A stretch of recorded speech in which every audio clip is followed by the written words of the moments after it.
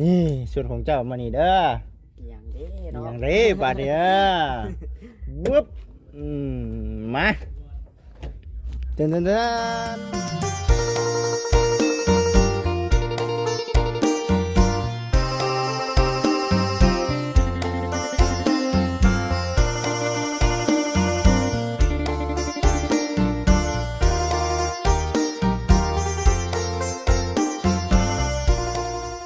ก็ต้อนอยู่พี่น้องเอ้ยบรรยากาศเนาะ มันรู้สึกแบบว่าจังหน่อยบดจังหน่อยแดดอยู่นะพี่น้องเอ้ยแต่ว่าอาการนี้เอ้าได้เนาะอยู่ทางบ้านเฮาเนาะพี่น้อง FC เอาก่อนอื่นกราบสบายดีสวัสดี FC เบิดทุกคู่ทุกคนทางฝั่งลาวฝั่งไทยทางต่างประเทศเด้อพ่อแม่พี่น้องเด้อมื้อนี้วันนี้เนาะทางบ่จิตเองพาพ่อแม่พี่น้อง FC และพามาหาทางน้องดา น้องไซล่ะพี่น้องเอ้ยพอดีว่ามื้อนี้มีของมามอบให้เพิ่นได้มื้อนี้ก็ได้เนาะเมื่อวานนี้ว่าสิเอามาแหละยันเพิ่นยากเนาะหายากในการเฮ็ดเวียกเฮ็ดงานของทางบ้านน้องจอยอยู่เป็นจังไดเนาะมื้อคืนนี่คืนแรกนอนรับฝันดีบ่เนาะหรือว่าจังได น้องจอยเอ้ยเนาะแล้วก็ในส่วนน้องไม้เนาะวันนี้บ่ได้อยู่เพื่อนวันนี้ก็ได้นี่ได้เครื่องของก็ได้พี่น้องเอ้ยเกลือปลาเล็กเป็นเมื่อเพิ่นไว้ใต้เตียง FC เพิ่นให้คอมเมนต์กันเข้ามาอยู่ไว้นี่มันก็สิได้อยู่บ่บ่จิตว่าซั่นหั่น ว่าน้องเพิ่นไว้ได้ซั่นเนาะพี่น้องเอ้ย เดี๋ยวสิบอกให้เพิ่นเอาขึ้นไว้ทั้งเคือนตามหาเงินหาคำเฮ็ดบนเฮือนครัวเนาะแต่ก็มี FC เนาะมีผู้รักผู้ใหญ่เพิ่นว่าคือกันได้ในเรื่องเงินคำกำแก้วนี่แหละน้องเพิ่นบ่ได้เฮ็ดอีหยังเนาะเอาแต่ลูกเอาแต่เต้าบัดนี้ก็ได้สิไปหาเวียกงานบัดมันบัดสิไปได้บ่ว่าซั่นนะแต่ว่าคันบ่เฮ็ดงานดีก็คือว่าได้พื้นไผเฮาก็มีแล้วบัดนี้ก็ได้เสียค่าพื้นค่าไผมาบัดเอาเงินใช้เสียแบบนี้นะตัวนี้ก็มีทั้งC เนาะเพิ่นได้คอมเมนต์หรือว่าบอกเนาะให้พังเนาะแบบนี้นะพี่น้องเอ้ยก็เลยว่าสิถามน้องเพิ่นว่าน้องเพิ่นมานี่ก็ได้สิเฮ็ดจังไดเนาะต่อไปนะ FC เอ้ยไปซะเนาะเดี๋ยวเฮ้ยน้องไซล่าดิโอ้น้องไซล่าเอ้ยนอนแล้วบ่เนาะมาถึกช่วงพักเที่ยงพี่น้องเอ้ยเนาะพอดีแหละเรียกจะให้น้องเพิ่นมาเอาของแน่พอดีว่าทั้งกับแม่เพิ่นเนาะเพิ่นฝากเงินมาให้บ่จิตนี่แหละเนาะไว้อุดหนุนห้านค่าบ่จิตเนาะในส่วนที่ว่าเครื่องของนี่แหละไปแช่ตู้เย็นไหมพี่น้องเอ้ยไปเบิ่งก่อนเนาะว่าเพิ่นแช่หยังนำแน่แหละอย่าบอกได้ว่าอาหารว่างเนาะ FC เอ้ย อาหารว่างคือบ่มีอีหยังว่าซั่นมื้อนี้วันนี้เนาะอยู่ที่เฮือนซานดันเป็นบ้านสังแก้วหมู่บ้านสังแก้วกันนี่แหละนี่สองสหายพี่น้องเอ้ยสองไอ้น้องเนาะสบายดีเด้อสบายดีบ่าวเวียงมาแต่เช้าพุ่นคือกันมาแต่เช้านะฮ้อนแห้งว่าจิตเลยปล่อยว่าปล่อยจะกลับเลยเนาะว่าดอกเห็นว่าก็ได้จะเข้ากับปะได้เนาะ ใครจะคิดจังไดก็ได้สิได้หวยข่อยก็สิคือกันแล้วฉันคำเว้าเนี่ยเจ้าเมื่อกับเมื่อคือกันแล้วเนาะมาฮ้อนแห้งพุ่นฮ้อนแฮงพุ่นเนาะแล้วฉันเดียวสิเอาของให้น้องสลาก่อนเนาะพุ่นน้องเพิ่นก็ได้พี่น้อง FC โดยมาถึงช่วงบรรยากาศแดดแลดน้ำแน่คือว่าเงียบเงาได้บัดนี้ก็ได้เนาะแตกต่างจากเมื่อวานนี่แหละอันนี้ก็ได้คุณเต้นกันไปแล้วเนาะโอ้ยเนาะเฮือบ่ตกยางบ่ออกบ่ถึกแล้วพี่น้องไอ้เด็กนี่เนาะ เด็กของยังบ่ดี เมื่อวานนี้เด็กดินข่อยตามมาตลอดตั้งแต่ซื้อบ่ถึกนั่นแหละอันนั้นจึงว่าเฮือบ่ตกยางบ่ออกแม่นบ่ได้เงินนี่ว่าแนวเจ้าเลขนั่นไปเถียงเงินน้ำจ้ำบาทโอ้ยที่บ่จิตตัวแล้วบัดนี้ติยันมามันออกยันมูเดี๋ยวได้บอกอยู่ตามน้ำเจ้าใช่ก่อนพลาดซะติหานมาพี่น้องมาพี่เนาะพุ่นน้อง พุ่นและสองไอ้น้องเพิ่นเฮ็ดเฮือนน้องเถื่อท้องเบิ่งนี่ก็ได้เนาะมาเบิ่งครั้งนี้ก่อนเนาะเด้อโอ้ยมันยังระบาดนี่เกาะบ่นี่โอ้โดยน้องสบายดี สบายดี ให้อยู่กันสองคนนี่บ่ โดย คือเงียบเงาเนาะ เทคัน เทคานบ่มานี่ โดยอะไร4คัน โอ้เหมาเลยบืนเมนกอบ่บืนกอได้กับเท แก้ว เทใหม่เนาะสังเกตดิ ต้องพอไปงาน มีแต่งานเนาะเออเนาะเอาสาวเฮาอยู่พี่เฮากะนี่ส่วนของเจ้ามานี่เด้อ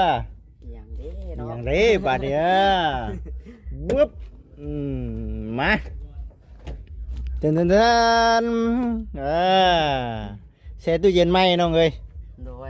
มีหยังในเสร็จแล้วเอาเบิดเลยนี่แม่นเบิดเลยนี่ แม่นบ่เลย แม่นเบิดเลย โอ้ใจเด้อ โดย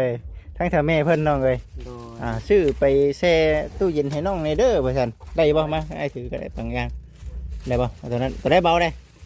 ฮึบคือกันเนาะ นักทดสอบ นักเบิดสองไปมาอันเด้ฮึบ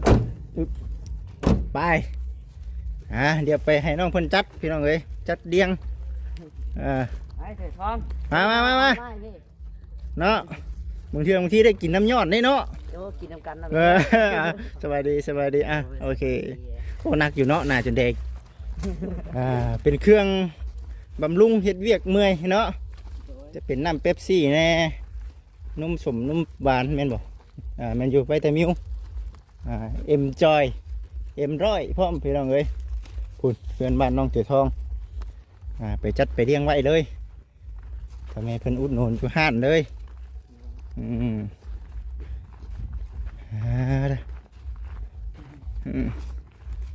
เงียบเนาะมันนี่เนาะเคยบอกเคยก็ไปบ่เคยนะ ไป บ่ชงกันได้ มาส่ง ให้กันไป คือกันเนาะ ไปเพิ่น วุ๊บโอ้เด็กไก่บ่สิออกเนาะ เขาไข่ เอาไข่แทน เต็ม เป็นสิไรโอ้เนาะไข่ในได้เนาะอยู่ว่ามีแต่อาหารว่างบ่คือได้เนาะ โดยใส่ขนมก็ได้ เก็บเรียงไว้แล้วน้องได้แต่สีเรียงเลย แม่มันเก็บมาแต่งานน่ะ ใส่เลย เห็นบ่มีตู้เย็นมันก็โอเคได้ไว้ของชุดก็เนาะ โดย มันคือรถหั่นนะเย็นได้เนาะน้องเสียบกลางคืนหรือกลางวันตอนมื้อนั้นน่ะเสียบกลางคืนได้บ่ คือก ลางคืนได้เนาะ คำมาเปิด เนาะถือว่าได้มาแล้วจัดไปแซ่เลยแหละ แอะเลยเนาะ เรียงให้มันเป็นระเบียบแล้วบ่ โดย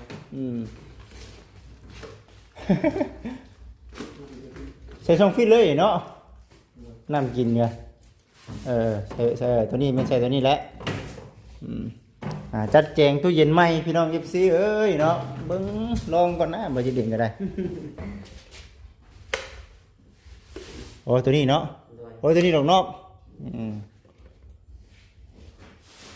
ยังเดินไม่ได้ทำสายไฟกัน ไฟยังเดินมาได้ เป็นมีเวลาเห็น โอ้อันนี้ป่ะ งานของน้ มันยังไม่แล้วเนาะ ำโดยคิดพันไปต่อเลย แบบชัวข้าว โดย ชัวข้าวเนาะนี่เด้เสียงของเขาพอได้เติมพลังยามเมื่อย โดย ไปเลยเสียเย็นๆรถเสียไว้รถ ร้อย เอ็มร้อยอยู่กันสองไอ้น้องมันนี่เนาะ โดยมีเสือมียางซอยจ้อยจะเท่า โอ้ อะไร อันนั้นก็จนเหงาเพื่อนที่เพื่อแล้วเนาะ โดยเอาสองคนสาวคนเมียเนาะเขาไปงานหมดแหละ โย่เนาะมันคือเมื่อวานนี้เนาะตอนกินเมื่อวานนี้หลายเนาะ ร้าย มาตอนไหวแล้วบาทนี่ น้อย มองเลี้ยงเบิ่งเลี้ยงไว้รถเห็นเรียกเมื่อยโอ้ยไปเอาก้อนหน้านำมานาตู้เย็นมาสั่นมันก็สีไข่แหน่ได้เนาะขึ้นเบิ่งเอ็มร้อยนะไอ้ว่าช่องเทิงพุ่นนี่ ก็สุดเลยเนาะ แม่นป่ะ โ บ่มันแข็งอ่ะน่ะ ช่องถึงบ่น่ะฉันได้มันพอดีมันพอดีนั่นเด้มันพอดีนะกวดมันเด้ช่องมันน่ะโอ้มันก็คักซั่นได้พี่น้องเอ้ย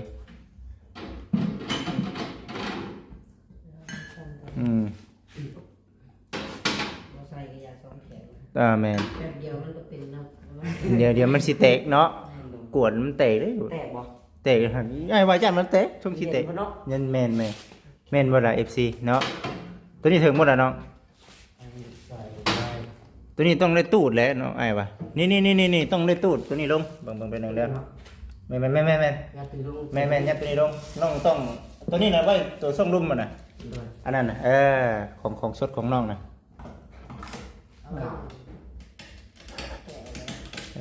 จัดเจงกันแล้วบ่เนาะ โอ้ยังใหม่ยังบ่แก้วเบิดนี่เนาะอย่าง ยังได้แกะเลย เนาะเอาทดสอบเบิ่งกันลองแต่น้ำเย็นซื่อนี่เนาะกับของกินตัวนี้ดีแล้ว น้ำข้าวปุ้นน้ำกระปุ้นเนาะโอ้ยเนาะของใหม่นี่ดินซักตัวนี้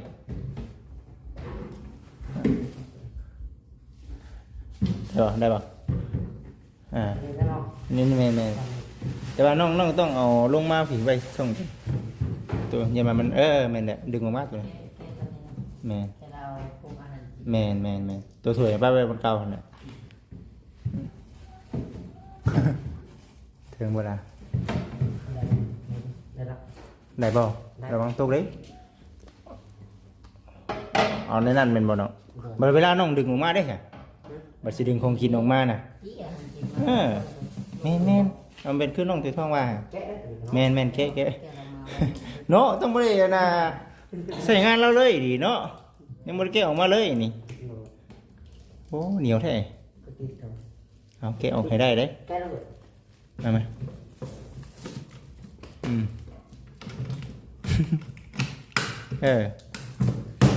แกแล้ว ยังใหม่เนาะของใหม่เด้ของใหม่อีซีเนาะยังเลยดึงมากินดึงลงคักกะดีบาทนี่เป็นน้ำเนาะเผื่อเดมเป็นน้ำกระปุ้นแน่น่ะยังไม่ต้องได้เส้นเนาะครั้งแรกได้จีดอกนะได้แล้วนี่คักกะดีบาทมันก็คักเลยเด้บาทปากกระลำเขาจำเลยคน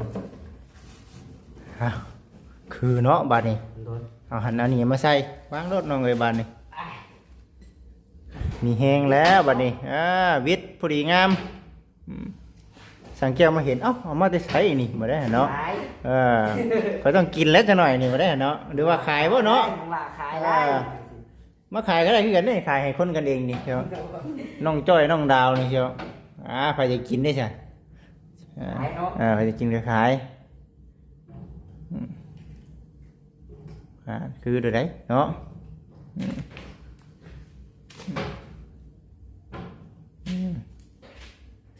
วิดไปเลย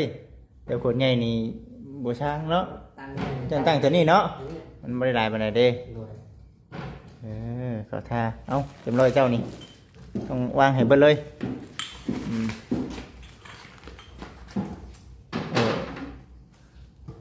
ถักเล็บบอนthôi tìm tu rồi nhá thì đồng ơi nó thế vậy thông phun nó cái này còn ôm bò này vậyตัวนี้ก็ได้ปึ๊บคักกะดีบาทนี่เต็มตู้ไว้เห็นเวียบบ่เมื่อยดอกบาทนี่เนาะตัวนี้เป็นช่องใกล้เคียงช่องฟิตเลยนี่เนาะตัวนี้ยังไม่ได้ดึงออกมาซับนะพี่น้องไอ้เมืองไหนเนาะแกะโอ้ยังใหม่ดิเต็มตู้อันเนี้ยบาทนี่มีแต่กินน้ำยุงน้ำเย็นอันนี้ก็ได้มันบ่น้ำเย็นมันบ่นี่มา ได้น้ำเย็นเลยได้พี่น้องเลยเนาะให้กินน้ำเย็นแล้วปิดเลยปิดตัวนี้ก่อนสองปิดเรียบร้อยสมบัติของไม่เนาะใส่งานได้พี่น้องเลยไฟนี่ยังเดินโบได้เนาะยังไม่แล้วเนาะยังมันเลยต้องได้โอ้ใช้ชายตัวนี้ใช้ตัวนี้ตัวนี้ใช้แรงใช้ล้างว่าแมนสายไม้ออกเอาให้มันบ่แล้วจึงให้มันแล้วบ่เดียวแล้วเนาะอันนี้เอาแบบสัวข้าวก่อนแบบสัวข้าวก่อนช่วงนี้ก็ได้ว่าสิแรงมันแบบนั่นนี่ไปนี่แน่ว่ะให้ตั้งนี่คำมันจะข้าวเรียกไปเลยแต่ว่าเฮาสิบัดเฮาเอาเข้ามาอยู่ในเฮือนนี่มันสิเป็นไผแบบใดก็ทรายเป็นช่องทรายบ่หรือว่าแบบใดแบบเดียวของน้องจ้อยนี่คือกันติแต่ว่าเพราะว่าไฟเฮามันมีอยู่หั่นแล้วแม่นบ่มีแต่โตออกมาเป็นแบบเดียวกันกับหมู่แต่นี่มันสายเดียวเนาะเอาแล้วซั่นมีแต่พังไปซั่นเนาะก็เลยดังที่ FC เห็นเนาะเรื่องพื้นไฟมันก็เลยยังบ่ทันได้เนียนปานใด ยังเกาะสายบ่ตรงเตียงอยู่เนาะทีเด้นี่ต่อไปเฮือนน้องถ้วยทองพุ่นบ่นี่โดยต่อไปพุ่นเลยเนาะ เอานั่นแหละถือว่ามื้อนี้เฮ็ดจังได๋ซะสองไอ้น้องเทคานมีแต่เทคานเนาะมื้อนี้เนาะโดยเขาแบบเทคานเดี๋ยวเอาเบิ่งไปแต่ว่ายังสิเริ่มต้นจากหยังบัดนี่10,000บ่10,000ก่อนบ่หรือว่ามื้อนี้หยุดก่อนมื้อนี้ก็เฮ็ดคือกันมื้อนี้ก็เฮ็ดอยู่บ่เทคานต่อเทคานต่อเทคานไว้แล้วก็มันคอยเบิ่งจังค่อยเบิ่งเนาะ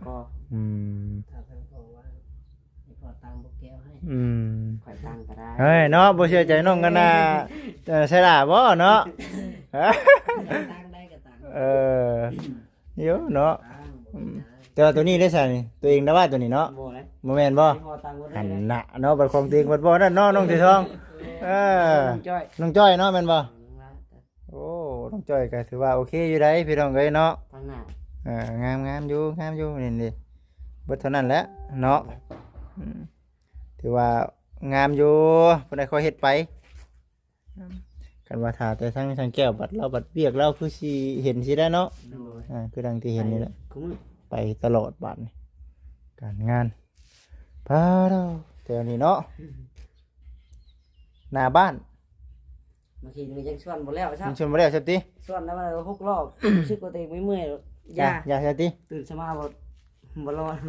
เป็นย้อนอยู่ว่าน้ามาหินนี่บ่ซะเนาะมันเจ็บรอบโอ้นี่ดิเนาะเบิ่งไปรอเบิ่งขึ้นเฮือนครัวเฮาบัดนี้ก็ได้